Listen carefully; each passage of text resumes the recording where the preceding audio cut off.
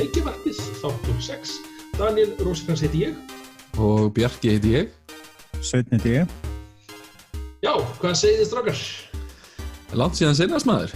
Heldur betur. Það mörg vötn runnið til sjáar síðan. Já, hvað ég sagt. Utanlandsferðir og margt gerst, bara heimsfaraldur. Já, akkurat. Og búið að hrista aldeilis í leikja heiminum einhvern veginn bara. Algjörlega. Hvernig eru þið? Eru þið hvað segir, bara hressir? Ekkert að hrjá ykkur? Nei. Ég fór reyndar í skimun í morgun bara í búði Kára, sko. Ok. Ég tók alla fjölskylduna bara kl. 9:15 á sunnudagsmorgni Smaratorg og tróði ykkur pinna í nefið og eftir á menni, sko. Eins og fólk gerir á sunnudagsmorgnum. Eins og nákvæmlega, fyrir utan að þú ert ekki heima að parkettleggja þá Nei, það er að maður. Við lifum spennandi lífum. Nákvæmlega. Við erum með stúrfulla þátt frá þið eins og síðast og aðalefni þáttarins verður náttúrulega COVID-19. Það er erfitt að fjalla ekki það. Já, það er að segja áhrif hann á leikjaheiminn bara og að mikið af viðburðum búin að frestast eða hættast bara við.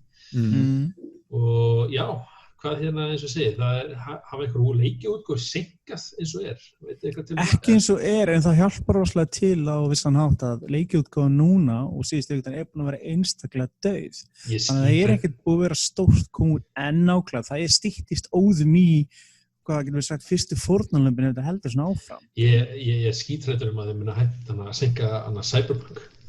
Sko, ekki grínast með það. Nei, ég meina, ég held að Last of Us, hann það nálægt. Þeir getur þess vegna, gefur út bara digitali, eða myndað þið gera það. Við erum með leiki eins og þú veist, sem eru pottþéttir að fara að koma út, eins og Doom í næstu viku og Resident Evil, Final Fantasy endurgerðin.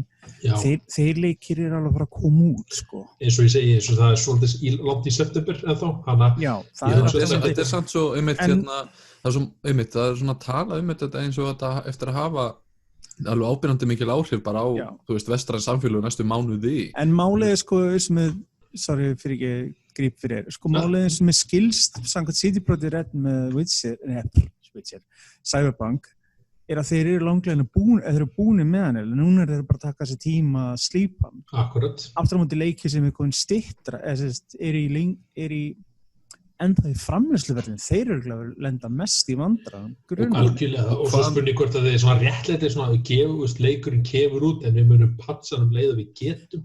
Það getur búið standfórtamenn. Níundu kynslóð leikjartölu. Já, það sín annar stóra. Ég meina, það reynda nokkra stór. Það núna grassandi orðum í gangi að einmitt þessi COVID-faraldur sem í gangi muni hafa áhrif á þau plön. Þetta svo mikið ávísu ástand, sko. Ég máli vegna þess að svo mikið þessi framleiðslu, þetta bara tala með tækni, mikið þessi framleiðslu á þessum vélum og fleira fyrir fram í Asíu. Það sem veiran búin að gera, en hún virðist samt vera einhvern rénum þar, þó hún sé aftur á móti í fullu fjöri í Evrópu og annar staðar.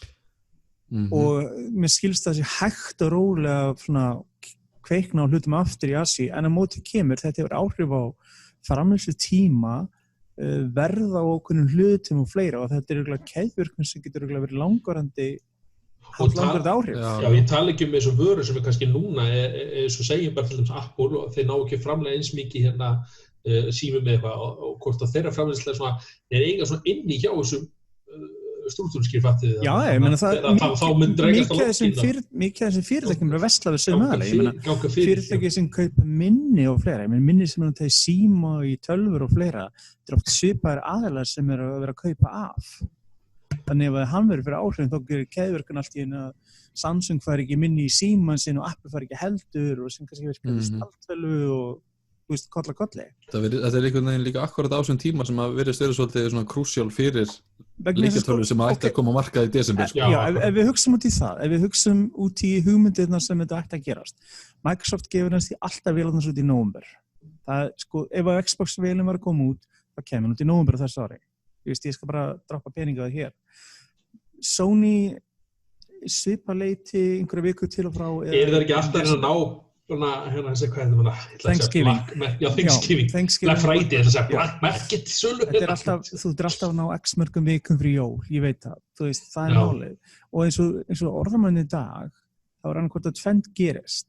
annarkvort að þetta saltist algjörlega og senki yfir á 2021 eða við fáum það skrýtna aðstæður að vélarnar komu út í rosa takmörkuðu magni og verðin verði ekki eins og kannski upprunlega plana og við fáum raunverulega launchin á vélarnum snemma árið eftir sem er rosalega sérstaklega. Mars gæti við svona verið hérna. Já, menna þetta klassísk vor sko árið eftir. Ég meina, hvort er betra að gefa vélun út hálfpartinn eða senkus algjörlega ég myndi vilja nú sjá senkun frekar sko en þetta er nú ekkert af þessu staðfesti það þetta er allt orðrumar ég meina, sko það er vitamáli ég meina, hvernig leikjartölu og aðri vélbúnir er búin, þetta er búin til x mánuði fyrirfram ég hef bátt með að trúa að þið leggja herra verð fyrst að það er réttlega að kaup svo já, en sem spurningin hvað mikið þyrfti fyrirtækinu geta kostnað í sig ef að verða minni til þess hækkar og öllu valdi Akkurat. Til dæmis, hörðuskum, SSD sem aftur minni, tala báðu vélunum að keyra þessu. Hvað gerist ef þessi hluti verður svo dýrir að annarkvort eru að éta kostnaðinn, hækka aðeins eða senka? Já, akkurat. En já, það er vonandi auðvitað vunumist innilega að það fær ekki út í það. Já, og svo viðburðir, eins og íslensku viðburðinir í FanFest. Ég var svona nokkuð spennt fyrir honum. En þeir bara frekar snemma, jú. Mjög snemma. Ég tók eftir þessu. Ég nefnilega skrifaði frétt um þetta á Nördnúsins. Og þetta var bara basically þannig. Það var bara fyrsta tilfellið af COVID á Íslandi. Já. Og svo var bara blaðamannafundur. Og svo bara var tilkynning frá CCP bara svona klukkutíma cirka eftir blaðamannafundin. Ég var mjög undrandi hvað voru snöggir með margt annað. Mjög snöggir, langt á undan mörgum öðrum. Ég meni, jú, það er mikið fólk sem er að koma erlendis frá allt svo leiðis og síðan er núna CCP með tengslu Kína. Akkurat. Já, akkurat. Ég sá svona ýmis komment þarna áður en að hentu í vettinu út sko frá aðilum sem að höfðu keypt miða á þetta og ég sá að CCP mun endurgreiða miðan. En það voru margir með flug og svona sem að greinilega var ekki eitthvað endurgreitt og þeir voru allir svona hópa sér saman að segja að við ætlum bara samt að mæta og hittumst á pöfnum þarna og hér og eitthvað sko. Ég sé ekki verið því núna. Þetta strempið með flest svona ferðarlega þetta skipuleggi marga mánuði fyrirfram og ég meina En ég meina að þetta er það var ekki hægt að búast við þessu bara. Nei, ég bjóst enginn við þessu. Nei, það var áður en það var superleit sem GTC var cancelað bara já, sömu viku eða það er alltaf svona eins og segi fyrirpart ársins og síðan þetta er ennþá stærri hlutur en E3 er cancelað. Já, eins og ég var með á plakkinu okkar þetta E3 status af því það var einmitt svona hvenær ætti að hætta við E3 og svo kom Hvistast orðrumar í byrjun vikunar og svo var gefið þetta í LA að LA, það var ekki orðið á hættusvæði en það var eitthvað svona, þeir voru alltaf að fara að taka til hjá sér og þá erum við, E3 hlýtur og cancelað, sfattiði og Það var að byrja að hvistast út með leikjaútgefandi og fjölmiðla og fleira, það væri mjög sterkar líkur að viðbyrjum fjalli og sem er reyndist rétt. Já. En mikið DC, var ég að heyra rétt að það verður svona strímað frá einhverjum viðbyrði? Það verður víst mjög mikið gert eitthvað yfir marga svona viðbyrði suma fært yfir einhverja streams og svoleiðis. Já, GTC, eitthvað sem? Já, ég meina GTC. Það er svona hluta til að verða einhverju fyrirlestrar og eitthvað svona sem verða strímaðir og verða ekkert á staðnum í rauninni. Það verður ekki aðgengilegt okkur, ég held að segja svona eins og þetta er frekar fyrir svona samkom fyrir leikjaframlöndur Já, þetta er mjög mikið eins og Bjarki segir þetta er ráðstefna og þetta er spjall og þetta er svoleiðis og kynningar það getur raunlega að fara fram hvað sem er Þeir voru að tala með hlaðvarpið að GTC væri mest spennandi efni því að segja er það haldið í San Francisco ef ég manna rétt Já, ég held að Já, og þá er einmitt að þú ert á pubnum á þessu svæði þá eiga til leikjaframlöndur að fara á pubin og fá sér 2-3 bjóra og leka út upplýsingar og þeir sagði þetta er eitthvað skemmtilegst tíma Já, og líka skemmtilegst núna þegar við erum að nálgast útgáfun í leikjafélag þá er svo margir spennandi fréttir sem gætu dottið allt inn Akkurat og Já, það E3, það er að segja, fyrir mér, fyrir mörgum árum, fyrir svona, bara síðstöðum, það hefur þetta verið svona önnur jól fyrir mér, svona. Já. Náttúrulega sárnaði rosa mikið þegar Sony voru hættir en kom ekki fyrir, en ákveðu kom ekki heldur í ár. Þeir voru náttúrulega búin að lesa ykkur völvusbá að veiran væri, nei, ég sé ekki. Þeir eru búin að vera einhverju sérstaklega siglingu, bara með allt þessi mál. Og og hvernig haldið í því verði, já, það náttúrulega, Microsoft bara staðfest að þeir verða með einhver svona livestream, eða svona, hvað segir maður, svona, þeir verða með kynningu en bara á netinu, bara eins og Nintendo.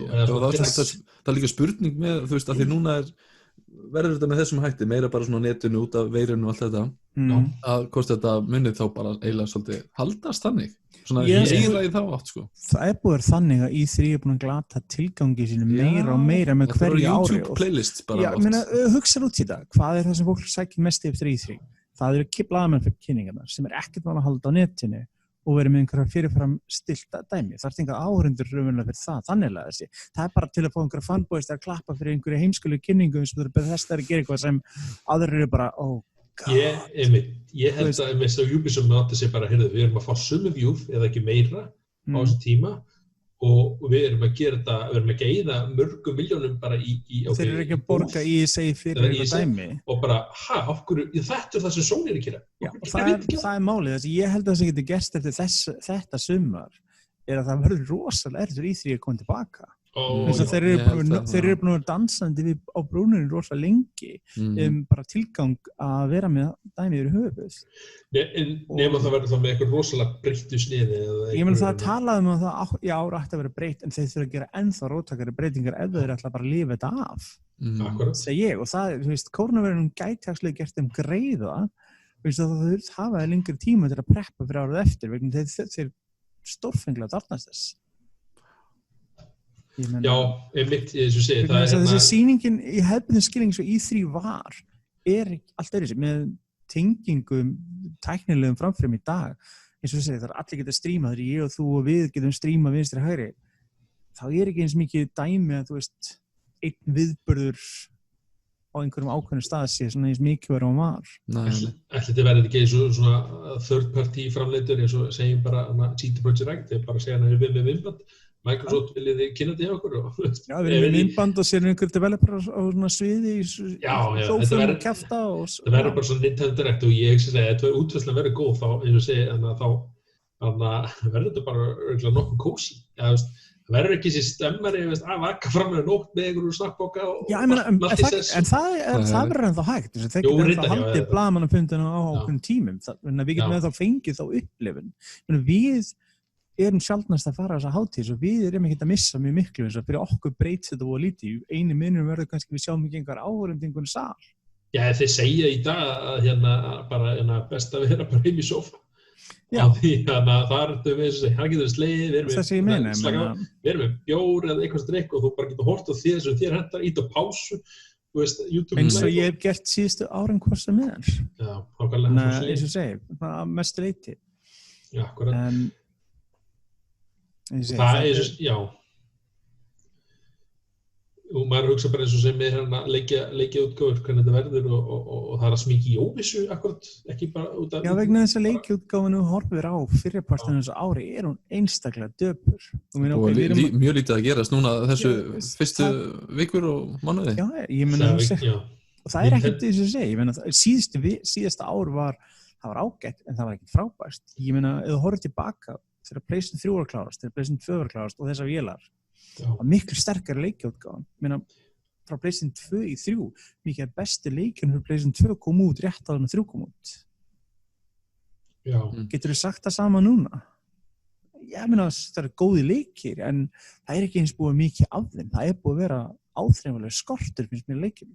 Svo líka hafa verið risanir sérstaklega þá Nintendo og líka Sony sérstaklega. Svo Nintendo, það bara það alltaf að tala Twitter og eitthvað svona kvörtunum við því að þetta lengsti tími ever síðan það var síðast direkt Nintendo, það er ég ekki að tala eitthvað Super Smash Bros direkt eða eitthvað svoleiðis og já og þannig að eins og segja, hvað að gera sem Nintendo þeir náttúrulega að koma í Animal Crossing í næstu viku Animal Crossing og Doom kom saman deg Vá, hvað það ógeðslega fyndið það eitthvað svona kampstæður eitthvað hafið þið spilað Animal Crossing eða?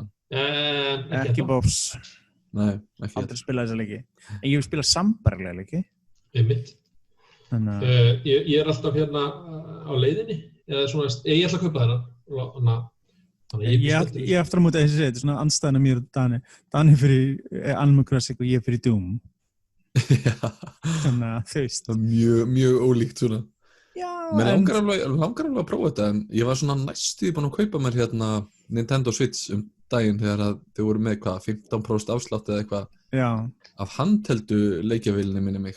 Hún var á þá 30, man ekki, 2 eða eitthvað svoleiðis.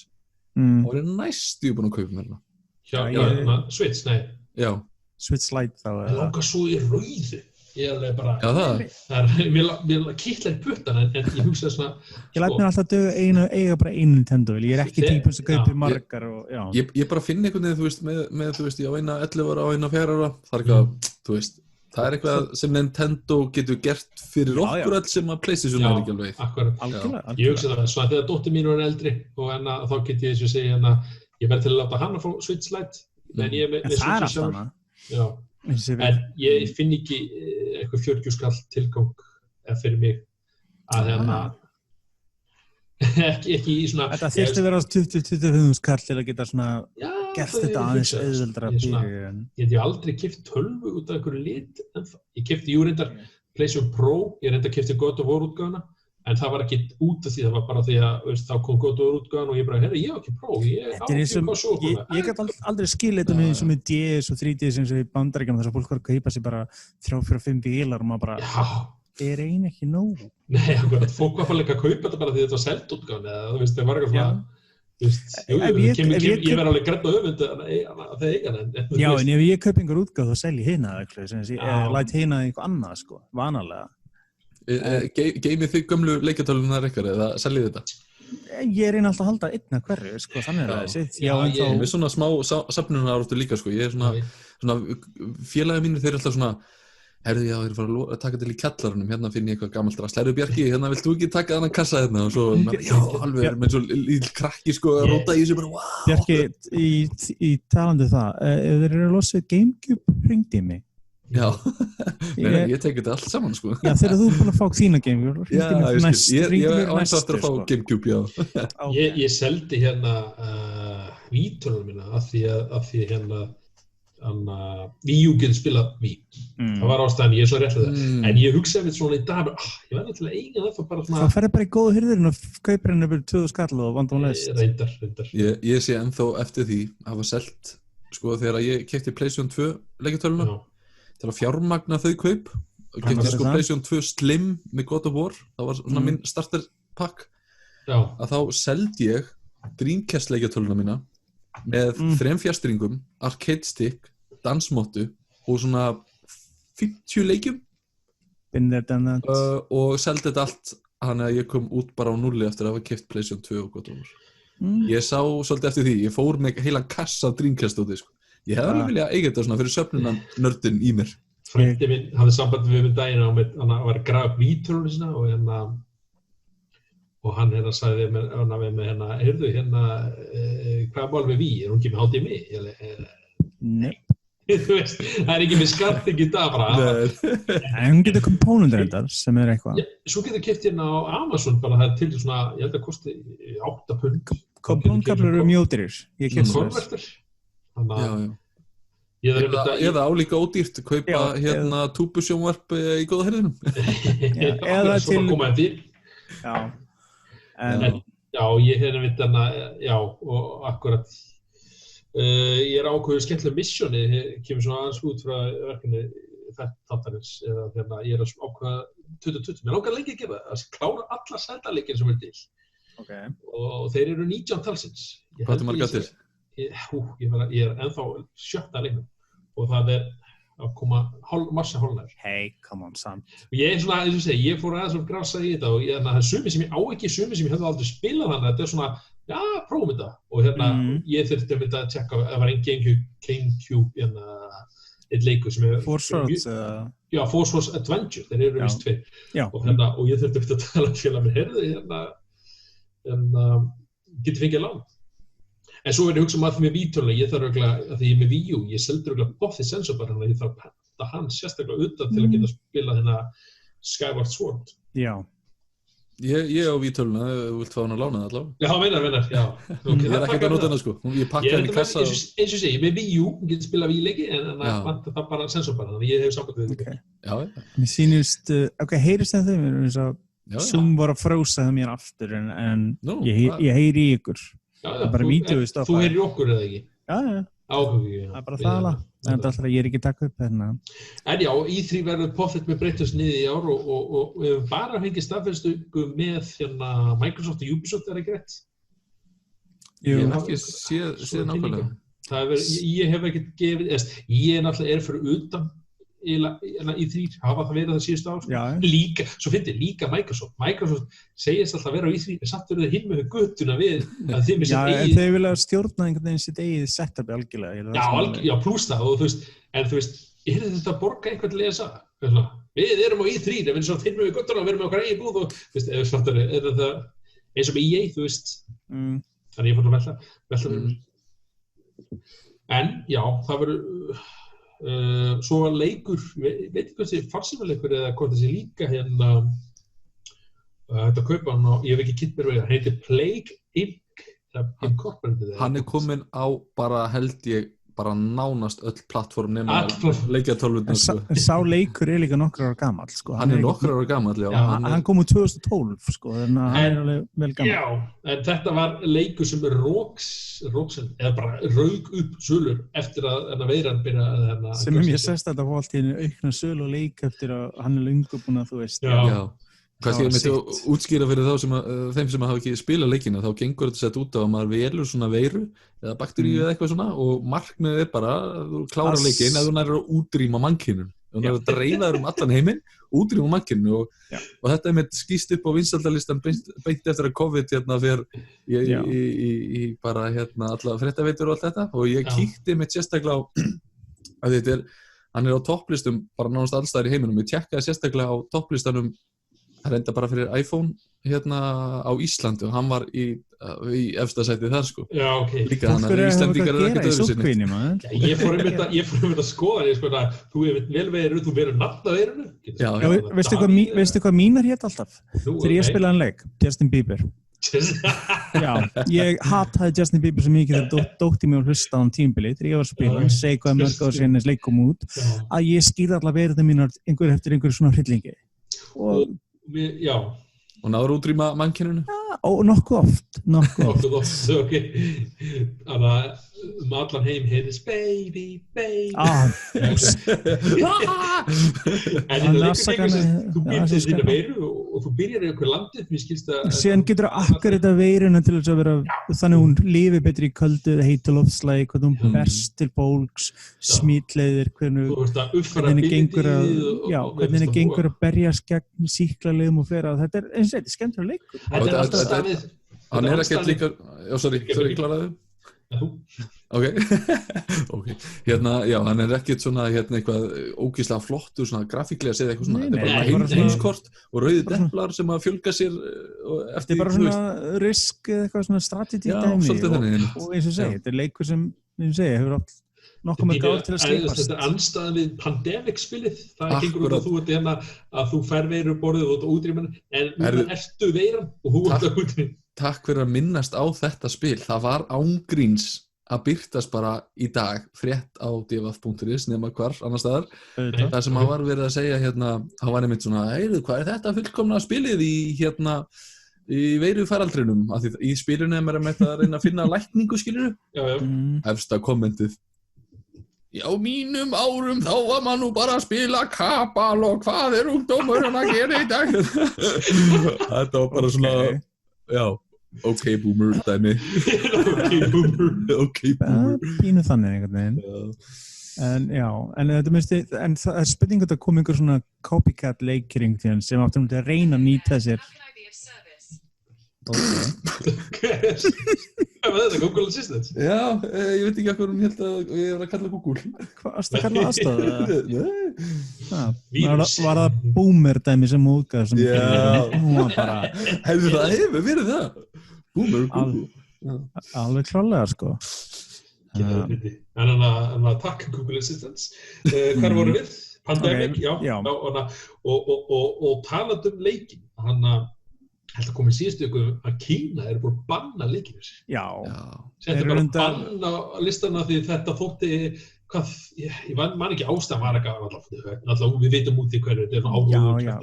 Við vitum alveg að þeir eru þekktir fyrir að þeir eru búin mjög duglegir að rítskoða internetið fyrir fréttum. Ímynd og heiminn, það var eitthvað svona henda ekki þeim eitthvað bla bla. Já, þetta er bara það land í hnótskottsundum. Nákvæmlega. En það kemur því miður ekki á óvart. Og ef við höldum áfram með heimsendarlistan Nei, þá var ég með þetta klára leik sem ég var að spjalla aðeins í síðasta þetta það var A Plague Tale Innocence. Það auðvitað ruglað, ég er búin að segja einn leikinn frekar hinn nokkuð. Ég er svona leikurinn eins og gerist á 14. frekar 13. eða svona milli eitthvað. Og gengur út af það að það er einmitt einhver faraldur að keisast upp og þau komast fljótt að því að það er rottur sem berast Þetta er pínu svartidauði fílingur sko. Já, með samt svona supernatural implement það er svona, þetta er einhver svona veira sem er að þrýsta á einhverju blóði eða einhverju hanni og svo er strákur leiknum sem er svona hluti af sögunni á það spilla mikið Ég ætla að segja ekki spilla, ég ætla að klára Já, en þú veist, það er eitthvað með kringum hann að segja hann að veiran og út af hann að, þú veist, þetta er þessi supernatural dæmi, það er greinlega rottunar haga sér svona með ákveðu munstri og það kemst svona, maður kemst að því svona í meira af hverju og út af hverju og ég ætla ekki fara til það. Hvernig leikur þetta? Þú veist, hvernig spila maður? Þriðju persónu Þetta er svona þriðju persónu leikur og þetta er svona bróður-systir dæmi svona eins og þú veist, þú ert að passa upp á AI.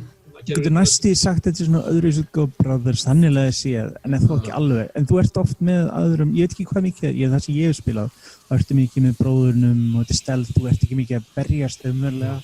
Mér langaði með að segja þetta svona lítið indie studio sem býra til. Þetta er franskt fyrirtæki. Já, en þeir hafa samt verið að vinna öðrum verkanum og stefnilegjum. The Crew og Sutikon Þannig ég hugsa bara Toy Story. En þeir eru með að vinna núna þeir eru aðaldeveloperinn á Microsoft Flight Simulator. Já, það komið á þessu ári og Xbox. Þeir eru með skráðið fyrir honum. Það er nú stórt batteri maður. Já, eins og ég segi, það er ekkert lítið batteri að vera einn af þeim sko. Það er næsti stóri leikurinn þeirra sjálf. En er þá A Plague Tale ekki svona sögulegur leikur? Eins og Assassin's Creed eða eitthvað svona? Byggir á einhverju raunverulegan með svona ævintýra? Já, þannig, já. Hann tekur fyrir, þetta gerist á 100 ára stríðinu í Frakklandi, 1398. Hann notar það sem sögusvið, sko, fyrir leikinn. En svona hefur samt sína sögu að segja. Já. Þú veist, þetta er svona, er einbletta með, svartadauðar. Já. Er þetta svona eða þú veist, ég veit að þetta er ekki spilað eins og Assassin's Creed, en Assassin's Creed sækir svo mikið í raunverulega sögulega viðburði og allt svona, er þetta eitthvað svoleiðis í það átt eða er þetta ekki svona mikið, ég er bara að hugsa því, ég er svo mikið náttúrulega að sögu, sko. Já, ekki þannig séð, það er ekki verið að segja hérna nema ef eins og með Þú ert ekki að læra söguna í gegnum leikinn? Nei. Mér er bara að nota Frakkland, miðalda Frakkland sem svona reyndar með englendingarna, þeir voru kallin. Þeir eru voru í Frakland á tímabili líka, já. Og þetta er svona hann er mjög fallegur leikur og virkilega skemmtilegur eða þannig sé á því sviði og gott andrúmsloft, ég er svona naumið mikið verið í honum. Ég meni jákvæmt að sjá svona lítinn leik ganga vel og fá góða athygli, en þeir eru búin staðfesta framhaldaleiknum sem er mjög skemmtilegt. Ég sé það ekki. 2022, sequel, hann staðfest í desember í fyrra að það kemur framhald. Ég svo náttu með út af hvað leikurinn gengur. Kannski svona nokkrum að setna þegar... En það getur líka verið aðra persónur, það er svo margt hægt, sko. Það getur endilega beint framhald, maður veit ekki, sko, en það verður aðsíkt að komast að því. Myndirðu mæla með þessum leik? Já, ég myndi gera það. Ég sá þú veist, það er ekki eitthvað mikið í gangi í dag. Það er svona alltaf Doom komin næstu viku. Og Animal Crossing fyrir þá sem að fá. En eins og, þetta er ekkert svona, þetta er ekki hasaleikur, þetta er svona, það er svona stealth, þú ert að svona læðupúkast í honum og hann er mjög auðveldur. Ég held að það sé bara eitt erfiðleikastig. Bara svona ferði í gegnum hann bara. Eiginlega, já, þetta bara on-rails. Hann fekk líka fína dóma, sko, meðal einhvern veginn 8. Þrautirnar eru mjög plain and simple. Þetta eiginlega meira upp á upplifunum, myndi ég segja, þú veist, það sem ég spila hann. Ég var svona, akkurat. Hann kom út á góðum tíma. Já. Hvað segirðu, kom hann? Hann kom út á góðum tíma, en ég að spila með seint, sko, eins og núna mikið leikjaþurrkur, það mjög fint. Hann kom út í maí fyrir upprunalega. Þetta svona leikir sem ég á enn eftir að spila eins og Disco Elysium og svona aðra sem ég fengur góða viðtökur síðast ári. Átti hennar alltaf eftir. Svona tossalistan. Já, tossalistan eitthvað. Þú voru svona pína líkjónum við hana Brothers. Brothers, hafið þið báðir spilað Brothers? Já, ég spilað klára. Hann var með svona svolítið frumlegt element hvernig maður spilaði leikinn. Er þessi með eitthvað svona frumlegt eða er þetta bara svona... Nei, ég myndi ekki segja það. Nei, það er bara meira, þetta er bara myndtími á smástundir. Ég var að spila í kapla með bróðirinn og ég ætti að passa hvert hann fór og eitthvað leiðis það svona.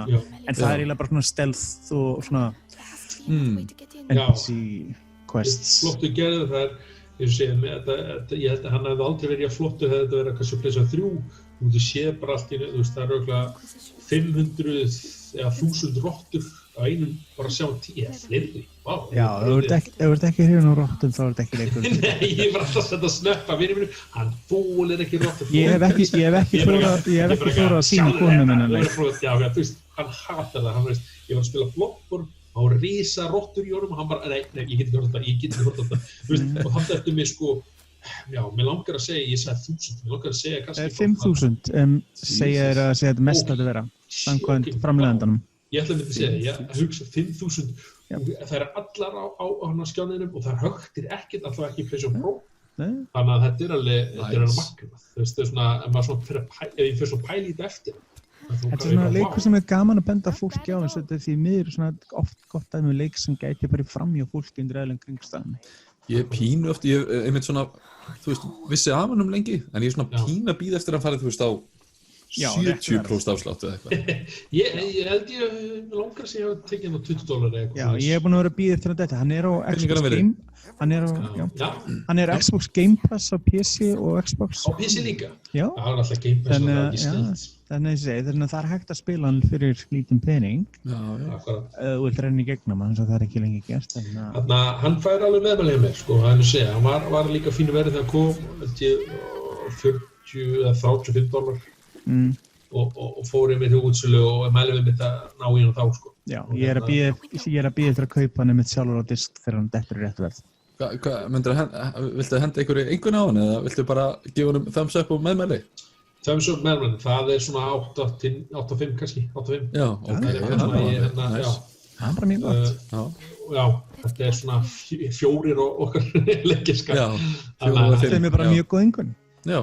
Það er svona, ef ég enda væri svona, ég segi það ekki, það var svona 3. En já, ég mæli með hann. Annar leikur sem þið hafið spilað drengir, ekki ég, það er Draumurinn, eða Dreams. Já, bara næstu því leikur en samt ekki leikur en samt leikur og eitthvað meira en leikur. Leikur eða tól. Já. Hvort viltu kalla hann, skilur, þetta er málið. Er þetta bara bæði? Plattform, já, nákvæmlega. Ég myndi söguna, einspilum Já, ég kláraði söguna. Ok. Með hana gaurinu. Er hann langur eða löng? Nei, 4 tímar er hlust. Já, ég er því. Já, hún er eiginlega bara til þess að sína þér og hálfpartinn, þetta er gaman að sjá hvað er hægt að gera með þess að Já, þetta er margir leikir frá hérna, hvað heitir fyrirtæki aftur? Media Molecule. Já, sem gerði Big Planet og þetta. Já. Sem eru með þessar leiki sem eru á að vera pínu svona sjáðu hvað þú getur. Já, Little Big Planet og Tearaway og svoleiðis, þetta er allt, þetta eru þessi leikir sem þeir hafa gert. Það er eins og þeir hafi svona verið að implementa lengi, þeir voru með þetta hugmyndir fyrir Little Big Planet.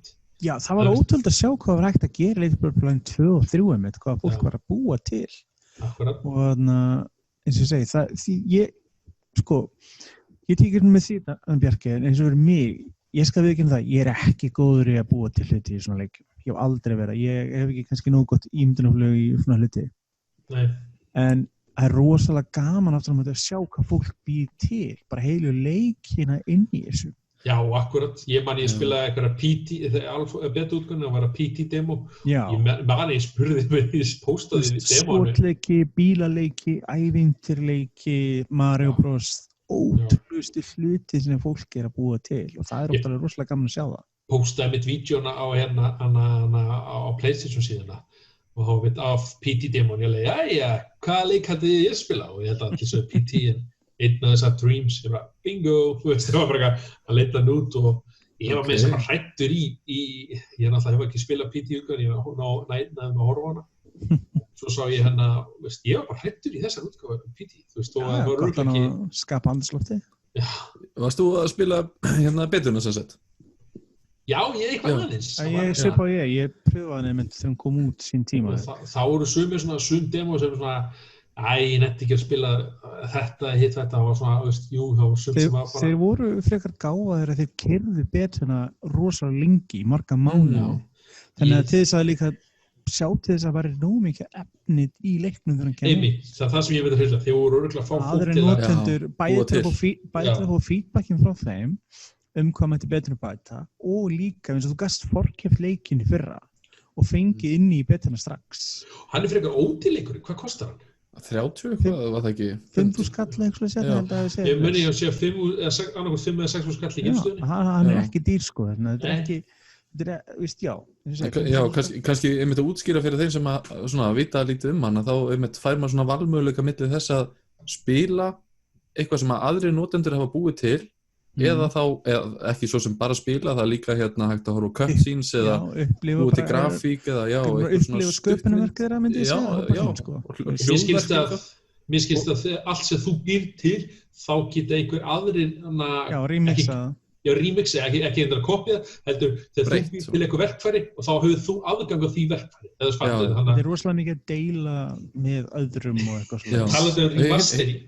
Ég var að sjá bara, fyrirgeðu. Þannig að ég sá bara Twitter og var eitthvað að tala með einmitt að geta remaster eitthvað verð. Það var eitt sem gerði einhver svona rúm eða dýna og skítu eitthvað og það var eitthvað dirty mattress og sko remaster dirtier mattress svo very dirty mattress bara skítur blóð og eitthvað svona talandi annað ógeðslega skrítið sem fólk bara nota þetta búið til þessu þið búin að sjá fólk búin að búið til morgumat í þessu ótrúlega hyperrealistic Já, ég sé mikið að hyperrealistic eins og pulsu eitthvað English breakfast þetta er bara hvað er að fólk að gera með tólin það er það sem er svo athyglisvert við en já, það er kannski líka hinn helmingur sem ég átti eftir að segja svona út af hvað það gengur svo alveg 50% af þessu og það er einmitt í rauninni að þá er það bara að leikja vel í rauninni svona mjög einföld leikjavél sem fólk getur búið til tölvuleiki í 3-vít og já, það er eins og Game Maker og eitthvað svona dót og PC þú getur búið til það eru logic dótarnir í þessu til að búa til leik innan leiksins þú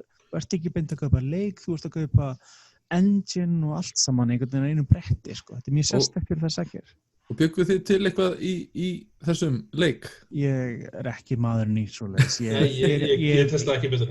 Ég er ekki góður. Ég hef pröfað að búa til Little Big Planet og svona leikjum en ég get aldrei gert neitt sem lítur ekki út eins og eitthvað skrýmsli sem Franka sem skamma sem fyrir sko. Ég prófaði þetta sko og það er hægt að gera útrúlega mikið sniðugt í þessu.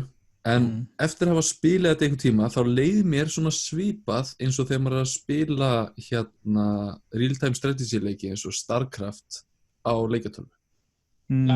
Ég hefði viljað hafa lyklaborð og mús. Já, síðan er þetta málið hitt sko, eins og við tölum áðan að við byrjuðum. Það er að leikurinn styður múpinnana og ég komst að ég pröfaði þá. Ég gróf mína upp, dustaði reikið og hlóð á og pröfaði fyrst eftir ég fekk leikinn sem ég langaði að sjá eins og þú veist ég hugsaði með mér betri manneskja en ég með betri listræna hæfileika gæti gert ótrúlega hluti með þessu en ég var ekki svo manneskja en maður hugsaði með sér það er hægt að gera með hvað fólk gert með fjastringunni hvað þá að gera með múpinunum Það tekur alveg dágóðan tíma að læra á all tólum það er alveg svolítið mikið af tólum sko. Þetta er þess vegna er svo mikið af vídeóm og kynningum í leiknum til þess að kenna ef þú vilt sökkva þér almennilega í þetta. Eða ekki líka bara, þú veist, kannski eftir með eitthvað rosa stóra mynd, hvað þið langar að gera, svo bara tekuðu bara marga klukkutíma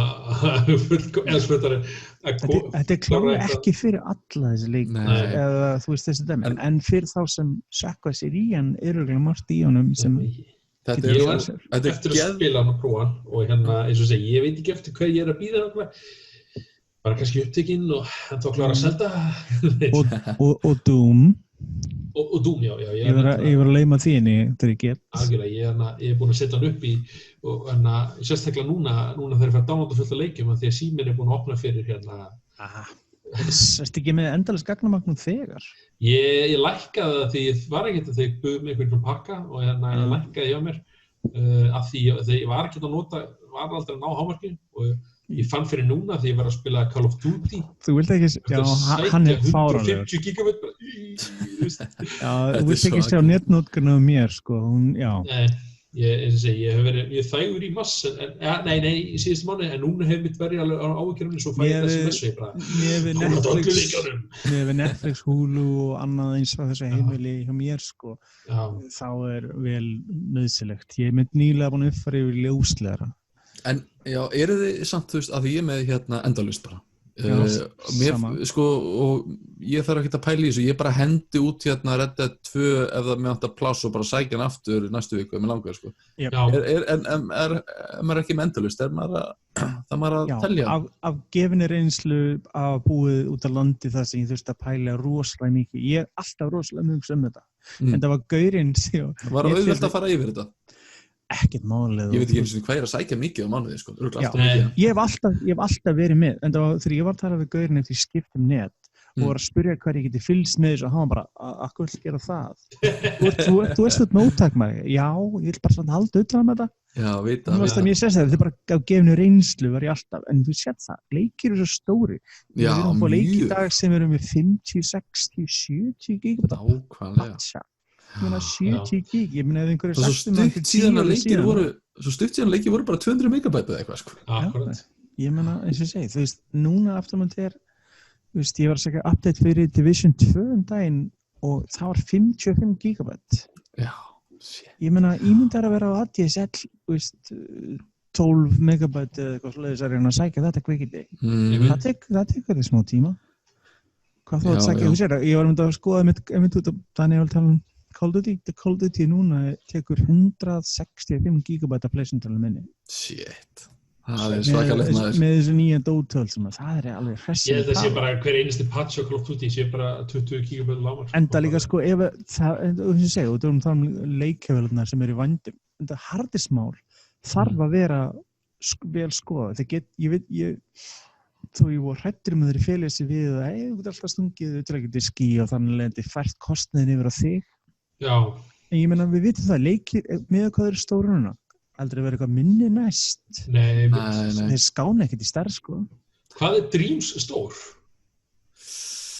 Ég man það ekki. Ég var fyrir eitthvað fljótt að sækja hann. Já, hann er ekki svo stór. Stækkar hann eða þú sækir meira gaun eða hefur þú ákveðið svona að ramma utan hvað getur búið til mikið? Sko, þú hefur ramma alveg eins og í Little Big Planet. En leikurinn er að nota assets sem þú ert nú þegar með í leiknum. Svo þú þarft ekki að sækja eins mikið. Þú ert eiginlega að sækja leiðbeiningar fyrir leikinn að búa til borðið í leiknum hjá þér. Skilurðu? Já. Mér finnst það mjög sniður leikur fyrir fólk sem er svona áhuga samt tölvuleikja gerð. Já, og eitthvað svona, mér er alltaf langt til að prófa að búa til tölvuleikja því þarna þú færið að búa til svona level design. Þú getur sköldað, búið til eitthvað svona í þrívit og þú getur svona búið til svona mismunandi flokka, þú getur búið til kappakstursleik eða bara plattformir eða hvað sem er. Þannig að ef þú hefur eitthvað áhuga á bara svona saman hvort þú ætlar eitthvað að læra meira leikjahönnun eða ekki eða bara svona forvitin, þá er þetta geðveikt svona prúfa. Í einhvern tíðina. Og einhver svona leikir og eitthvað fleira. Ég man þegar ég var 12 ára eitthvað, mér fannst rosalega sport, ég komst í fengum gefið sig til gamla Mac-tölu og flugleikur í henni sem pabbi minn hafði rosalega gaman af. Fyrir ég sett sig niður í manninga, var eitthvað forrætt í tölu og ég tók mig til og þýddi leikin yfir íslensku. Og það var hægt. Og ég sat yfir þessu í því hvað lengi og þýddi allan leikin yfir íslensku þannig að hann geti skilið hann. Mér var sport að gera, það geta gert það einhvern veginn, bara þú veist að vita það. Já, þetta er mjög mikið þannig, þú þarft ekkert til að búa til einhvern geðveika leik sem að nær, þú veist, á topplistana í Dreams, heldur þú getur ekki bara búa til eitthvað fyrir sjálfa þig og vera að leika þér. Bara pröfa sig áfram og það ótrúlega, þetta bara eins og hvað fólk búið til í Minecraft, búið til Hallgrímskirkju eða Gameskip eða eitthvað, þú veist, bara þetta að leika sér, skilur. Mér finnst sko, það sem aðrir hafa búið til í Dreams, mér finnst það svona, sko, martaði mjög takmarkað skemmtana gildi í því, sko. Það er vorulega gaman að sjá hvað þeir eru búin að prófa til. Já. En þú veist, ef þú ert með Mario þá er þetta yfirleitt bara eitthvað rosalega stutt borð eða eitthvað svona lítið, þetta er meira svona gaman að sjá, eitthvað gerði þetta, en til að fikta finnst mér þetta geðveikt. Já, en síðan er þetta máli, hvernig verður þetta 3 mánuði eða 6 mánuði þegar fólk er búin að hafa tíma til að læra á þetta og hvað það fyrirtæki bætir við einhverjum hlutum leikjum. Ég held að ná aldrei að vera nefnilega rosastórt, þetta er allt mjög takmarkað út af... Nei, þetta verður ekkert næst í Minecraft en þetta gæti verið svona spennandi að sjá hvernig þessi leikur myndi vaksa svona. Já, það er mjög vinsælt að kópera gamla leiki, þú veist, að búa til Final Fantasy 7 það er alltaf gert í svona öllu svona Þeir munu potið keyra hann á PlayStation 5 áfram. Ég myndi vilja sjá þetta á PC, það væri svo yndislegt að fá að nota mús og já, ég meina með við það að Horizon Zero Dawn er að koma PC og Death Stranding er að koma PC svo hver veit Sony útgefendur hans leik, þeir geta ráðið hvað að gera algjörlega. Akkurat, já, Horizon á PC það er svolítið svona Sony fanboys why do you do it? Eins og eitt framleiðandi sagði, af hverju er þið fúl yfir þessi? Ef þið vildu spila ekki gott spila á PlayStation og núna getur fólk spila hans, það ekki verið að spila hann. Hvað er vandamál? Fleiri fá njóta góðs leiks. Ég er ekki að sjá hvað er að. Og ég myndi það gefa mér afsökun að spila hann aftur á PC. Svo spurning að þið nota sömu grafíkur á Death Stranding og hann og Kojima búin að fínpúsa hann að koma á PC. Heyrðu, hann gæti gett það. Getur okkur að gefa Horizon líka, þú veist. Já, það er engin tilviljun að þessi 2 leikir báðir að koma. Nei, algjörlega ekki. Þetta er ekkert rosalega sjokkerandi þannig þessi. Þeir myndi út eins og segir, þeir deila sem er vel. En já, hvernig svona, maður búin að heyra ykkar álega Dreams, hvað, meðmæli, já, nei, eitthvað? Ég myndi hygglust mæla með honum eða maður hefur áhuga á að búa til töluleiki og svona og fikta sig áfram í því. Ég myndi mæla með honum með fyrirvara að manneskja myndi kynna sér aðeins, skoða YouTube-myndbönd og sjá hvernig þetta er og hvort þetta væri fyrir fólki sem þetta hefur gaman að búa til leiki, fikta leikjum eða bara pröfa hvað aðrir eru að gera þá getur þetta rosalega skemmtilegt og eins og ég segi, hjálpa til að hann er ekki fullpress leikur sem er alltaf stór faktor með marga leiki að fá fólki inn fyrir dyrnar, sko. Nei, og þetta er eiginlega ekki Ég get aldrei mælt þessu með þessu leiki kosta 11-12 kall, ég get aldrei mælt með það er mjög erfitt og líka þegar við erum að tala Dream sem bara, tölvuleikur, þú veist, þetta er ekki venjulegur tölvuleikur þetta er ekki bara eitthvað svona, ég ætla að hafa gaman og það er flott saga og eitthvað, þetta er tæki, þetta er tól Nei, nákvæmlega, þetta er það og þá, þú verður að gera manneskjunni grein fyrir því að ef svo lengi svo fólk veit hver að gengur að, þá er þetta að hafa mjög miklu gaman að en þú ert að búast til hefðbundnum leiks þá ert ekki alveg rétt Nei, þá ert ekki alveg rétt fyrst það er svona ég myndi segja Dreams, já, það er að segja hefur gaman að leikgerð Final Fantasy 7 demo kom núna út í síðustu ykkur langar mér að segja Hrikalega var það, sko ég hef ekki fann hvað sem aðeins djöðlega var demoður fallegt að horfa bara útlits sé eitt og sér Ég fekk gæsahúð, sko. Þegar ég spilaði þetta, ég var bara, oh my god, þetta er að gerast. Félag minn sendi mér sendi mér skilabóð bara í dag, var að segja bara hvað það væri sturlið demo. Nei, í gær. Og ég bara, ég þarf að prófa það. Því ég er búin að segja, sko, þeir eru svo hissa að ég öllum búin að spila alltaf leiki og ekki Final Fantasy. Hefur ekki spilað bara Final Fantasy bara punktur, ekki? Tactics 2 á DS Já, af því það er Nintendo Nei, það var eitthvað svona leikithurkur þá ég prófaði það, sko það var ekki vitað, en eins og segi ég svona, þú veist eins og segi Ég get gert betur, ég hef aldrei klárað einu Final Fantasy leik ever Sko áður að spila Hvernig það betur en ég hef ekki prófað þið Wow Sko, ég áður en ég spilaði Fallout 3 og ég man ekki hvort að þá náði ég metinu mínu að spila, þú veist, lengst einhvern ákveðin leik, ég man ekki hvað var, 80 tímar eða eitthvað, að þá var það Final Fantasy 7, sko, þá var ég með hann í 40 eitthvað klukkutímum, því ég fór að rækta chocobos og svona, það dæmi upp á 10 klukkutíma, sko. Þú færði þann pakka, sko, ég átti frænda sem elskaði hennar leik, ég held að hann sé bara að deyja á spenningi núna. Ég man alltaf þegar við vorum yngri þessi leik kom út, hann spilaði hann mörgusnum, hann kláraði hann ekki hvað oft og ég var alltaf bara, hvað þetta? Aftur mútið ég var að spila með ekki Solid og Solid-leiki og það hefði rosalega gaman að þeim, en ég hafði engan á þessu. Hafið þið þá aldrei spilað Final Fantasy 7? Gamla, klassíska? Jú, ég hef pröfað hann. Ég bara hef aldrei fílað þetta combat system.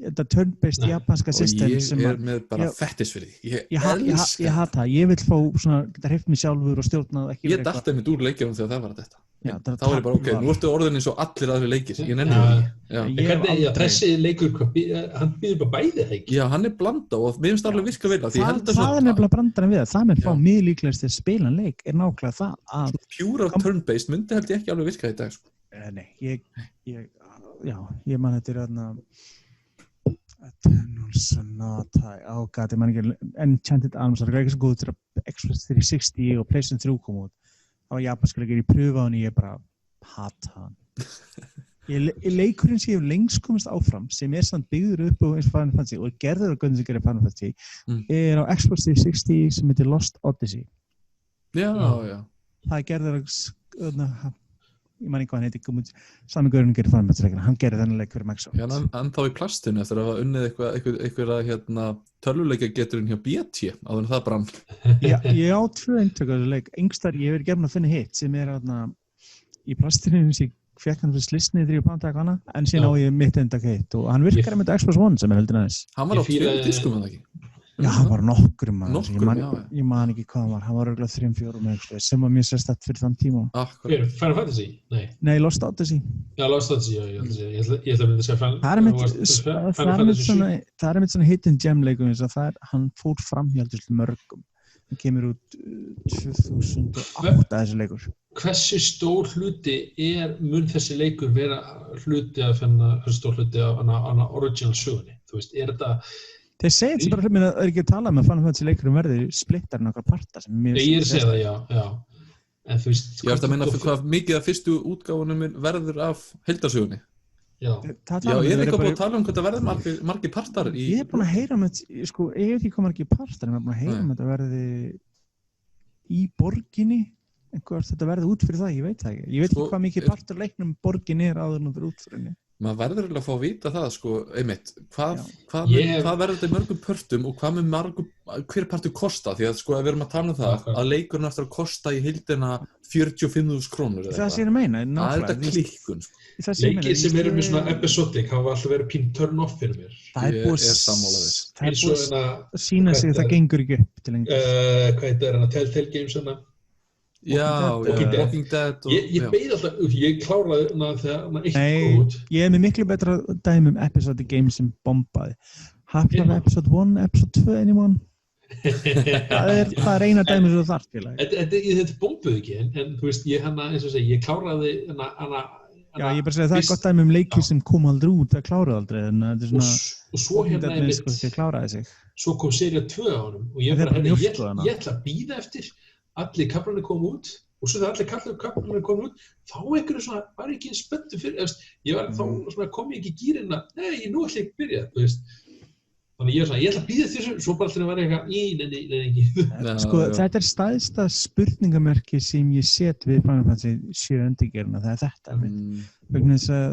eins og Björk segir ég meina, það er ekkert eðlilegt að fólk var að kaupa 3 útgáf leiknum og full price stikkið það er auðvitað og keiftir og síðan væri svona ég ætla að spila þannig að fyrsta leiknum þá ferðu næsta útgáfuna eða whatever ég kem til að spila demo fyrir næsta þátt og það var mín fyrsta upprifun á Final Fantasy já, það er samt hluti af þessu klárlega nostalgía, náttúrulega fyrir mig það er einhvern veginn að, þú veist, ef þú þekkir eitthvað svona þinn uppáhalds Zelda-leik, þú veist, sem er 20 pluss ára eða eitthvað og sjá hann í nútíma gæðum bara veist, það er einhvern veginn það liggur við að maður sé bara ok, ég er enda tilbúin að borga 45.000 skall þetta er svolítið þannig eða býða eftir þetta verði þú veist en ef maður ítir þessu verði til hliðar og episode rugglinu sem ég vildi óska þess að þetta væri bara einn leikur því að það væri ég meina 2 sleppur kannski og tilfinningin að spila leikinn er geðveik þetta er stórfenglega fallega leikur já, þetta er bara mjög gott gameplay og mjög fljótt gert allt saman sko. Mér fannst það skemmtilegt og ég hef engan gaman að þessu. Þess vegna, þú veist, þessum tegundum leikjum hingað til. Það eikur líka þannig ég minnst hvort þið muni pröfa það. Hann að koma út núna í apríl eða ekki? Mæ? Apríl, já. Hann dagsettur 10. apríl. 10. apríl, já. Vikuna eftir að Resident Evil 3 önnur endingarð kemur út. Resident Evil 3, sem verður, já. Heimsfaraldarleikur. Mér finnst Resident Evil mjög viðeigandi leikur með núðundaðstæður. Já, akkurat hann áttur róksalist. Ég hefði mjög gaman af 2. Ég til dæmis, ég skal viðurkenna, Resident Evil leikirnir komu út á PlayStation 1 á sín tíma. Spilaði ekkert rosalega mikið. Ég var ekkert OKV í PlayStation 1 á tímabili. Ég var meira í Xbox eða PS3 eða eitthvað. Xbox setna meira. En ég spilaði gegnum endurgerðina 2 og hafði gaman að henni og forutinn að spila 3 fyrir það sækir. Þó ég sé ekki spenntur í þeim fréttum að Nemesis krippildi getur labbað í gegnum safe rooms bara, ég getur ekki vistað eða hvað það að fríka mjög út. Ég almennt ekki mikið fyrir horrorleiki svo þetta verður eitthvað síðast að ég getur þetta að spila með ljósum kveikt og þið einhvern veginn haldi í hendina mér meðan ég að þessu. Við styðjum því í gegnum þetta. Daniel kemur bara til mín og verður hjá mér þegar ég að spila vestu kaplana held ég. Já, ég verður bara horrorlega stream og Ég kem og bjarga ykkur báðum grátandi. Ég líst vel á það. En eins og segi, þetta er eins og segi, þetta er óvinnilegt ár búið að vera og við erum ekki búin að sjá fyrir endan að því ennþá. Og við erum bara í mars. En já, hvað getið þið sagt mér hérna, fyrir út í annað, hvað getið þið sagt mér teraflops? Hvað eru teraflops? Hvað eru teraflops? Þetta tala stærð? Nei, já, Xbox Series X Minni stærðin þinn? Já. Eru búin að gefa til að þeir eru með 12 teraflops í nýju tölvunni sinni. Xbox Series X, já. Series X, já. Og hún sem segir, já, það sem ég ætlaði að segja hvað teraflops eru. Teraflops fjallar reikningetu á örgjum. Þetta hvað mikið þau geta gert. Þetta er rosalega flókið. Tengist ekki skjákorti frekar? Nei. 12 teraflops of GPU power. Já, en sko, þetta samt ekki skjákorti. Þetta snýst þetta a unit of computing speed equal to 1 million floating point operations per second. Og það örgjum sem séum það. En málið að leikjavélar eru vanalega með örgjum og skjákortið á sama kuppnum. Það gert það til þess að minnka hita og spara. Þá vanlega þannig, en þetta á alltaf við hvað örgjum getur gert mikið, hvað margar reikni aðgerðir hann getur gert. Því kraftmeiri, því meira getur hann gert. Teikna meira á skjáinn, meiri gervigreind, allt þetta dót, reikna, physics. Þannig að þetta er svona afkastageta Já, vegna þess að við erum ekki lengur að eiga við þetta klassíska gigahertz eltingaleikin sem var fyrir mörgum árum síðan. Aðeins, já, ég heyrði eitthvað staðar svona samanburða næsta Xbox véla ætti einmitt að vera svona það bil eins og svona 4,5 af nútíma Xbox vélinni. Núverandi kynslóð, það ætti að vera cirka 4,5 sinnum. Já, og 2 sinnum meira heldur en Xbox X, One X. Microsoft með þá ekki bara pínu gæsa að segja þetta upp átt. Mér hljóðum svo til að sjá hvernig þetta verður allt. Þetta verður bara geggjum vegna þess að sko Microsoft ekki að tala loading tímar eru bara farnir. Sko báða vélarnar við munum keyra á SSD-tækni einhvers konar og við veitum öll hvernig það ef ég gerir ráð fyrir því að við veitum flest hvernig munurinn að fara úr mekanískum harddisk yfir SSD og hvað það fyrir SSD yfir í NVMe sko. Þetta er að prófa það.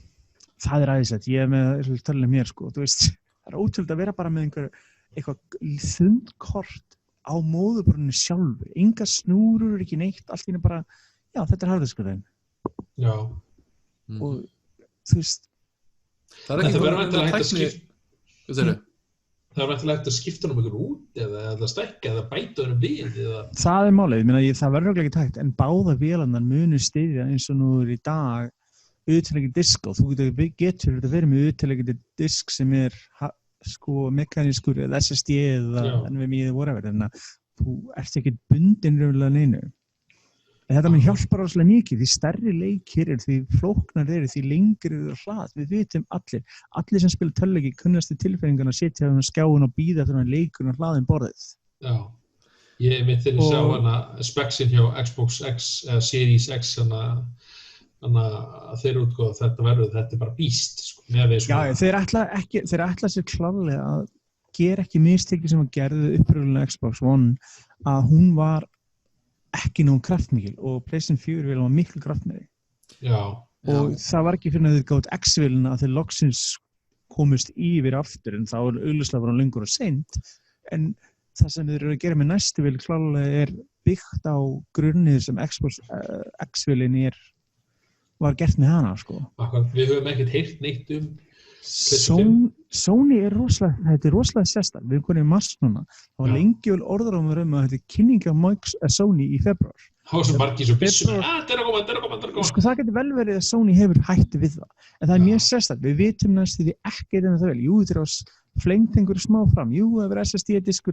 Þetta notar AMD Navi, bæði Sony og Microsoft. Þetta Navi tæknina fyrir Zen-örgjafuna fyrir Zen 2 fyrir örgjafuna og Navi fyrir skjákortin. Það vita mál.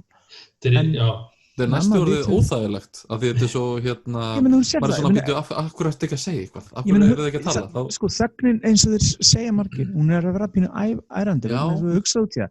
Við erum konið í miðjan mars, ef við ætti að koma út í einhvern tíma milli október og desember, ættum að vita eitthvað hana. Svo kemur COVID-óvissan ofan á þetta, sko. Já, það sé neina, þú getur ekki einu sinni falið með COVID.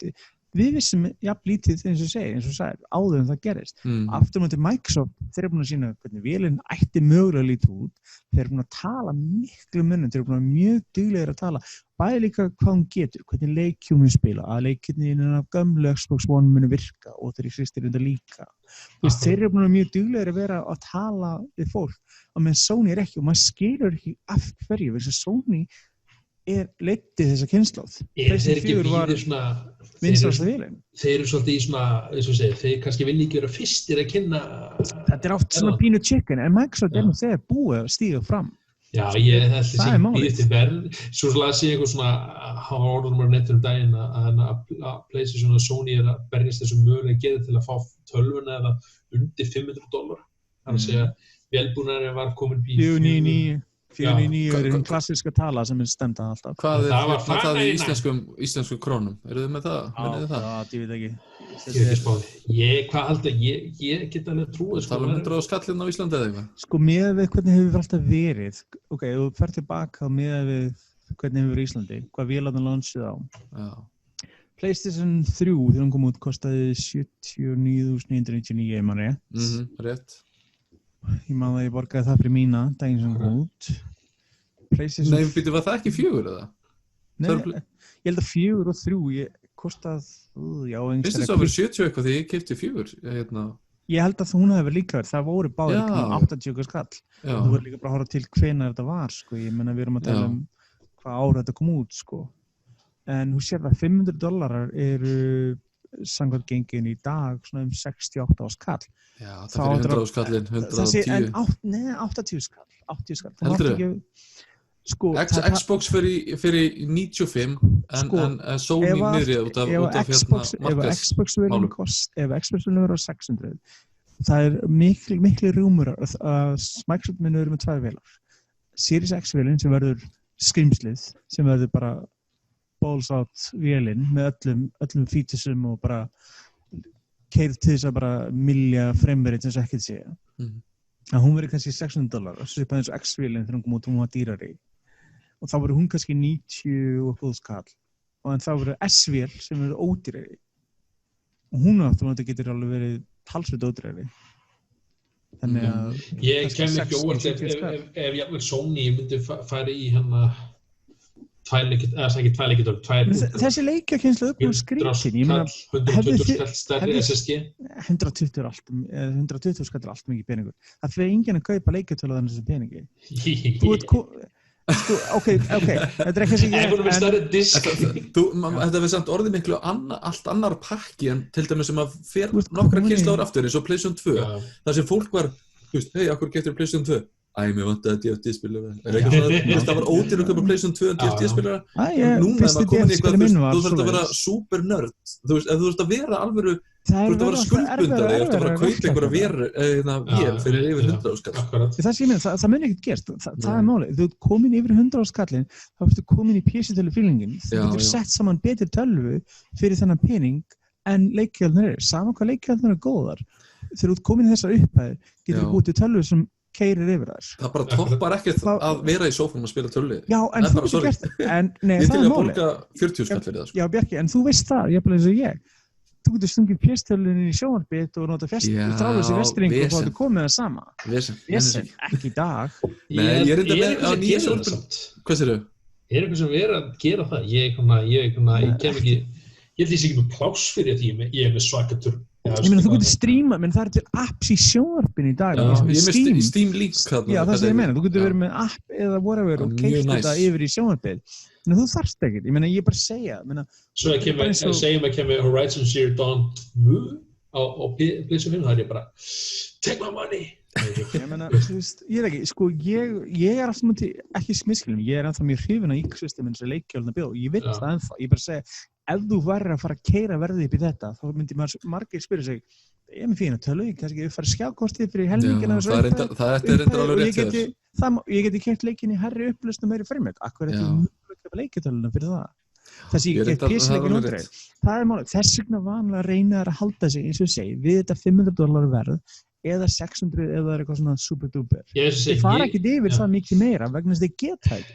Vegna þess að það vanlega geta þessi fyrirtæki kostnaðinn þannig að sér út af þessu. Gullna talan er 499, hámarkið. Í Sony fyrir aldrei í 599 aftur. Nei, þú sást hvað gerðist með Sony PlayStation 3 þegar þið launchuðu þessu verði. Besta mými hérna, 599. Já, og þeir passa sig að gera það ekki aftur. Þannig að ég hef minna á að gera verðinu.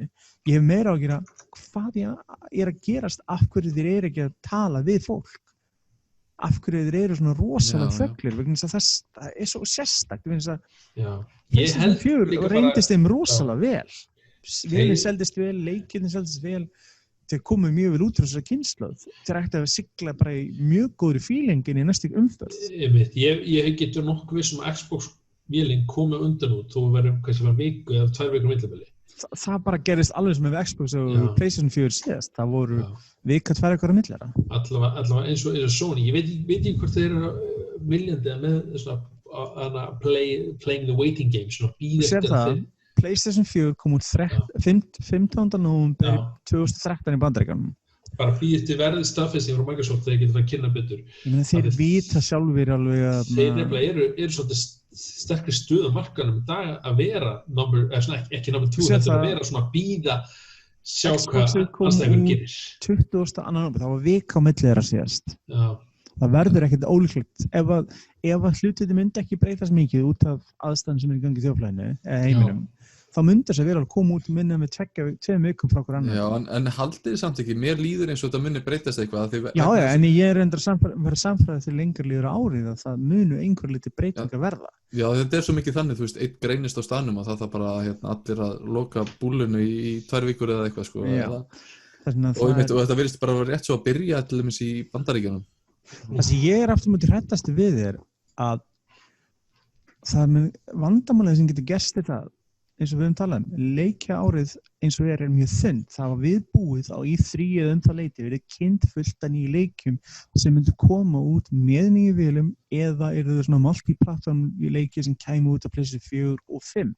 Já, það verður bókamál. Og það er málið og það er óvenjulega þunn útgáfan. Hvað gerist núna þegar ef að segjum það allt bara vestaveg og vélarinn mun senka þetta næsta vors? Já.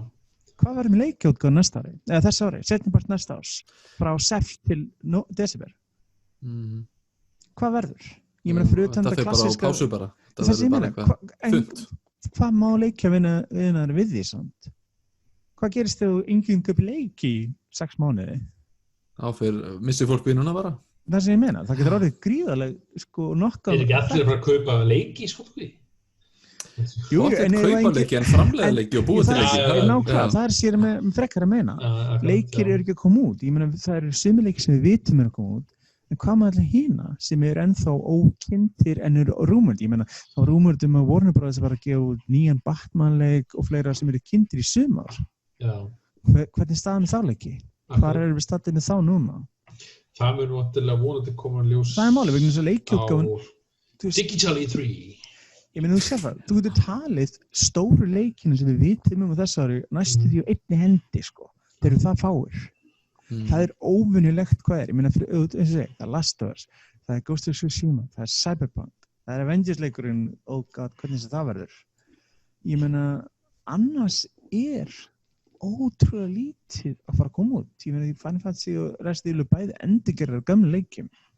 Doom komið til næstu viku og Animal Crossing. En fyrir utan það, ég að skoða þetta útgáfuna fyrir allt árið sem við vitað nú þegar. Og það ekki mikið. Kannski erum við bara að horfa upp á næsta tölvuleikjarhrun síðan að 1983 þegar það var offramboð á leikjatölvum og tölvuleikjum. Það var líka bara gæðin líka fóru til fjandans. Það voru gæði bara. Það voru gæðin sem, það var algjör skortur og gæðastjórnin sem gerði þetta líka hluta til. Það var faktor í þessu. Gamli góði E.T. leikurinn, hafið þið spilað hann? Nei. Sem að gerði þetta blórabröggur fyrir allt saman. Já. Það er svona. Sama hvað hæðlega hann var svona ekki, kannski skemmt allt á honum, en hann var notað sem svona tákgræn dæmi fyrir, þú veist. Svo þegar við tölum leiki með hana bæði Xbox One og Xbox Series X og PlayStation 4 og PlayStation 5 að þá hafa Cyberpunk, CD Projekt Red gefið þetta kynna að þeir sem kaupa hana útgáfuna á Xbox One, Cyberpunk, munu fá hina útgáfuna fría, sem heldur næs. Það virkið, ég bjóst ekki við, sko. Ég var hugsa með þarna munu Sony nýta sér alltaf svona $20 uppfærslukostnaði bara til að eins og þú manst hvernig gerðist með PlayStation 3 og 4, manst ekki eftir því þegar leikirnir voru sem kom út báðar Call of Duty og fleiri og Assassin's Creed 4 það kostaði $10 að kaupa uppfærslunni yfir á 9 ég bjóst einmitt við fyrst að þetta heiti eitthvað svipað en nákvæmlega núna verður þetta one of dæmi en restin verður hinsegin og líka gaman og eins mikið ég ber mikla virðingu fyrir þessu fyrirtæki þeir sögðu líka bara neytendur eiga ekki að þurfa að þennan borga. Ég alveg sammála þér. Sérstaklega þess að umræðan svo mikið með þessar nýju vélar að við getum haldið að spila leikinn okkar. Þetta verður svona svo PC-útgáfu sem þú fær leik, hann er bara segið með PlayStation 5 verður ultrasetting. Þetta bara svo PC. Ég get haldið að spila leik sem ég keypti PC fyrir 10 árum síðan, en hann bara batnaði gæðum vegna þess að ég á betri tölvu. En en það leikin, ég þurfti ekki að köpa hann aftur. Maður líka safnið á PlayStation Store og allt þetta orðið einmitt svona alveg andað stín. Þetta orðið svo stórt. Þetta er verið svo stórt. Og maður hugsaður, ég myndi ekki kaupa þessa leiki aftur. Nei, ég er ekki tilbúin til þess heldur. Ég er ekki tilbúin til þess heldur og þetta er það sem Ef þessi Super Mario. En almennt þetta nefnilega, það er það sem almennt fólk er að mynda að tala það er ekki droslega tilbúið að gefa aftur og Microsoft er búin að vera að gera mjög sterkan leik með því að segja bara nú þegar að á Xbox One skiptir ekki máli góð útgáfa, ég get spilað leiki af upprunalegu Xbox-delinu, leiki af Xbox 360 og Xbox One og nýju Xbox-delinu get spilað þá alla pluss nýju leikina hver kannast ekki við það að hafa keypt sér tölvu og þú átti kannski einn leik, eina fjastringu og minniskost og heppinn og þetta var fyrstu mánuðinum, það voru ekki leikir að koma út við það, þú átti ekki mikið pening núna skyndilega að segja það að ef tölvuna kom út þess ári manneskja lappar inn í búð, geimstöð, Elko og hvað sem kaup sér tölvu og kannski einn leik sem heitur með eða eitthvað slags en sér allt í einu á hann 5-6 leiki, PlayStation 4 leiki eða gamla Xbox leiki heima og hann getur allt í einu haldið að hún spila þá kannski betri gæðum og það kostaði hann ekki neitt. Ég hef aldrei hingað til, hef aldrei verið hrifin, ég vil ekki segja hrifin en ég eins og núna, ég hef aldrei með PlayStation 3 tengda af því að svona, eins og segja, ég fer aldrei í hana og ég bara því að ég meina tengda sem Blu-ray-spilar, hún er mjög góð fyrir þess að en ég bara segja, þú veist, eins og segja, ég hef aldrei verið svona, ok, PlayStation 4, ég er ekkert að sækja til PlayStation 3 leiki núna, en ég hugsa með öðru sem PlayStation 5 ef ég get spila God of War í 60 með sekundum ég finnst mjög svekkjandi á þess að hafa einhver áhrif þá er bara ok, þetta verður ekki ekki ég finnst mjög svekkjandi að geta ekki spilað með PlayStation 3 leiki á þess að borga eitthvað ekstra fyrir að borga PlayStation Now eitthvað ég nota mikið en að blanda slagið að spila Xbox 360 leiki á Xbox One eða Xbox þetta er eins og fyndið með gömlu Xbox að geta að spila SSX3 snjóbátaleikin sem var í 480p upplaust á gömlu vélunum að geta að spila hann í 4K í kristaltærri mynd og upplaust á nýrri Xbox vél. Það ótrúlegt, það bara eins og að horfa gamla mynd sem sást af Vaff.OS og sér hann alltaf inn á 4K diska í Blu-ray og þú bara voru allir þessi litli hlutir í leiknum, þú veist, áður. Ég rosalega ólíkur ykkur með þetta, sko. Ég rosa mikið bara, nú ég að spila leikinn, hér vika eða 2 eða 3 sem farið í það og svo ég bara búinn. Ég kík ekki aftur á leik. Ég hef gaman að skoða vissa leiki aftur. Ég saman orðið eins og þú, Bjarki. Ég svona, eins og segi, ég fyrirlit ekki gamla leiki aftur. Maður minni tíma þegar maður eldri. Mér langar reynda til að spila Witcher 3 aftur. Ég hef spilað til að spila 2 gegn, væri til að spila 3. En ekki fyrir að þú veist, ef ég gæti spila á PlayStation 4 og hann væri bara 60 römmum og með bara besti þetta annar leikur. Já, ég var að klára Witcher með 3 aftur á Xbox One X. Það var, ég meina, hann kerir ekki 60, en hann kerir 4K. Bara þetta vélinni kraftmeiri. Ég klára hann að PlayStation 4 á sín tíma og það var ekkert leiðilegt að spila hann aftur. Akkurat. Sami jafn góður leikurinn, en hann leit bara aðeins betur út. En síðan þegar maður spila hann á PC, ég get alltaf spilað 60 frames, það bara, wow. Já. Það búið að strembið að fara tilbaka svoleiðis þegar þú ert búin að upplifa betri gæði. Akkurat. Og það verður rosalega mikið faktor. Ég meina, hvað verður gaman að stinga gamla leiknum aftur í og við vitum það, margir leikir þegar koma út á PlayStation eða Xbox eða whatever, keyra oft rosalega mismunandi vel. Síðan skyndilega stinga leiknum í, hann segir eitt lítið pats og síðan skyndilega keyra leikurinn betur en nokkuð engast áður. Akkurat, það ég svona spenntastur fyrir að geta farið grassaftur leikina eða Ég meina, gott dæmi, ég er búin að vera að spila GTA 4 á PC. Þegar GTA 4 kom út á PlayStation og Xbox sín tíma, fínn leikur, byltingar, þetta leikur allt svoleiðis. En að spila núna í 4K allt í einu á 60 römmum sekundu fast með allt dítil í botni, ég er að segja fullt af hlutum. Meina, það eru vankvæmdir leiknum sem eru 10-12 ára gamlir sem eru ennþá vandamál, en leikurinn hefur aldrei litið eins vel út. Akkurat. Og ég meina þetta geta að spila hann til dæmis á PlayStation 5 allt í einu, PlayStation 3 útgáfuna en allt í einu bara, þú veist, þó svo ég spil ekki endilega leikinn aftur, þá finnst mér samt rosa stór plús að bara hafa aðgang að þeim. Því það eru stundum sumir leikir eins og til dæmis, þú veist, einhver félagi kíkir heimsókn, kíkjum einhvern bardagaleik, þú veist, kannski allt í einu opna maður einhvern bardagaleik sem maður hefur ekki spilað í 6 mánuði eða eitthvað, þú veist, eða partileiki eða bara whatever, sko, það er fínt að hafa þetta samt, maður vil líka það bara nullist út við hverja kynslóð. Það mál, þetta betri líka leið til þess að halda fólki innan ecosystemi sem þú ert að búa til, innan PlayStation 4 skildaruna, Xbox eða hvað sem ef að skyndilega dótið virkar, eða til dæmis annars og það. PlayStation 4 fjárstýringin virkar á PlayStation 5, ég get ennþá nota fjárstýringuna í staðinn fyrir að stinga hann í kassa eða gefa hann eða eitthvað, þá skyndilega get ég nota hann áfram, þannig að PlayStation 4 fjárstýringin er gestafjárstýringin og ég nota PlayStation 5 fjárstýringuna.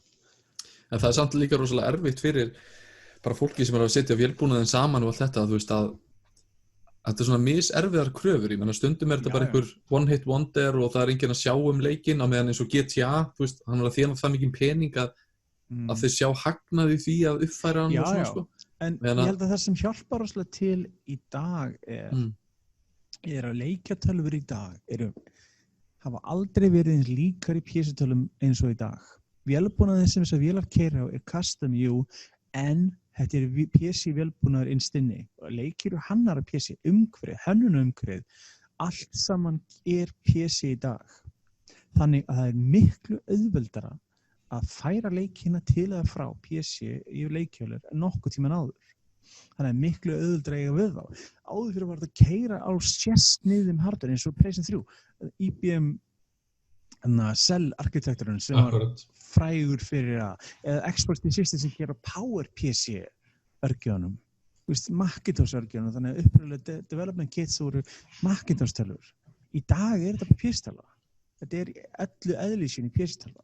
Það er miklu auðveldlega við þetta, þannig að þú veit bara sjálfur. Ég meina, við erum að keyra Windows 10 eða eitthvað sleiðis, en við vorum einu svona að keyra Windows XP, en ég get tekið Windows XP-leikið minn og stungið Windows 10 og hann virkar. Svona almennt, þú skilur hvað ég meina. Það heyri betur, vegna þess að vélbúnaðurinn er kraftmeiri og það það sem ég gerast með þetta líka. Þannig að allir PlayStation 4-leikir voru hannaðir á þessi nýja arkitektur. Það erfiðara með eldri leikinn eins og PlayStation 2 og þá tilbaka eins og þeir keyrðu miklu sessnir vélbúnaði, alveg eins og voru Expressinu. En framvegis verður ekki og við vitum á næsta Nintendo-vél mun líklegast keyra á Nvidia Tegra-dótun líka, bara betri og uppfærðri útgáfu. Það þýðir að verið miklu öðuldra Nintendo að láta þessa leiki virka. En hvort þið gerir það og leyfi það allt annað handleikur. En vélbúnaðarlega séð mun það vera gerlegt. Það sé að segja og þarna verður miklu auðveldara fyrir þig að eiga við þetta framvegis ef þetta fylgir þessari þróun. En ef þetta fyrir aftur út í sérsnöðun vélbúnað þá erum við konið sampakka aftur þar sem við þurfum að fá einhverja remaster HD eða HD útgáfur á leiknum til þess að geta spila hann á nýjum vélbúnaði. Já. Og þau geta búið að taka þetta að selja mann aftur. En þið hérna, PlayStation 5, Xbox One, þessa ári, næsta ári, hvað er svona? Ég að vona þessa ári. Já, ég er að vera sagt, sko, það sjálfsögðu vonaði en ég held ekki samt. Ég er bjartsýnari fyrir Microsoft hönd vegna þess að þið virðast að koma lengra áleiðis. Sáuðu könnunina á Nerd Norðsins, hendi, hvað myndir þú kaupaði næst, PlayStation 5 eða nýju Xbox? Sko, með okkur misti ég henni.